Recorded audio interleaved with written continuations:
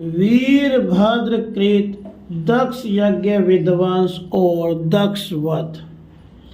श्री मैत्रेय जी कहते हैं, महादेव जी ने जब देवर्षि नारद के मुख से सुना कि अपने पिता दक्ष से अपमानित होने के कारण देवी सती ने प्राण त्याग दिए हैं और उसकी यज्ञ वेदी से प्रकट हुए ऋभुओं ने उनके पार्षदों की सेना को मार कर भगा दिया है, तब उन्हें बड़ा ही क्रोध हुआ।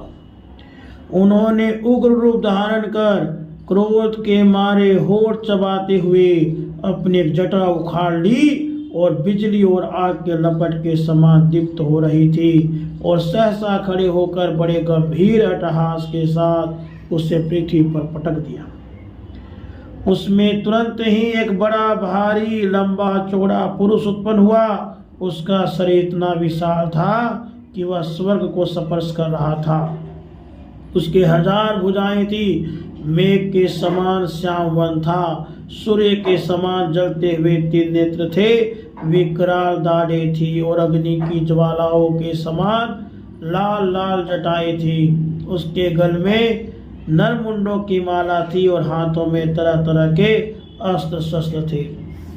जब उसने हाथ जोड़कर पूछा, भगवान मैं क्या करूं, तो भगवान भूतनाथ ने कहा, वीरभद्र तू मेरा अंश है, इसलिए मेरे पार्षदों का अधिनायक बनकर तू तुरंत ही जा और दक्ष तथा उसके यज्ञ को नष्ट कर दे।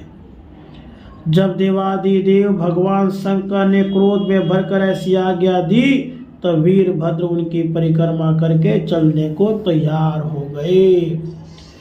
इसी समय दौड़कर आए हुए रुद्र सेवकों ने उस महान यज्ञ मंडप को सब ओर से घेर लिया। वे सब तरह तरह के अस्त्र शस्त्र लिए हुए थे। उनमें कोई बोने, कोई भूरे रंग के, कोई पीले और कोई मगर के समान पेट और मुख वाले थे। उनमें से किन्होंने प्रागवंश को तोड़ डाला, किन्होंने यज्ञशाला के पश्चिम की ओर स्थित पत्नीशाला को नष्ट कर डाला, किन्हीं ने यज्ञशाला के सामने का सभा मंडप और मंडप के आगे उत्तर की ओर स्थित आग्निद्रशाला को तोड़ दिया, किन्होंने यजमान गृह और पाकशाला को तहस नहस कर डाला। तब उन्होंने यज्ञ मंडप में यज्ञ पशुओं को जिस प्रकार मारा जाता था उसे देखकर उसी प्रकार दक्ष रूप उस यजमान पशु का सिर धड़ से अलग कर दिया। यह देखकर भूत प्रेत और पिशाच आदि तो उनके इस कर्म की प्रशंसा करते हुए वाह वाह करने लगे और दक्ष के दल वालों में हाहाकार मच गया। वीरभद्र ने अत्यंत कुपित होकर दक्ष के सिर को यज्ञ की दक्षिणाग्नि में डाल दिया और उस यज्ञशाला में आग लगाकर यज्ञ को विध्वंस करके वे कैलाश पर्वत को लौट गए। राधे कृष्ण।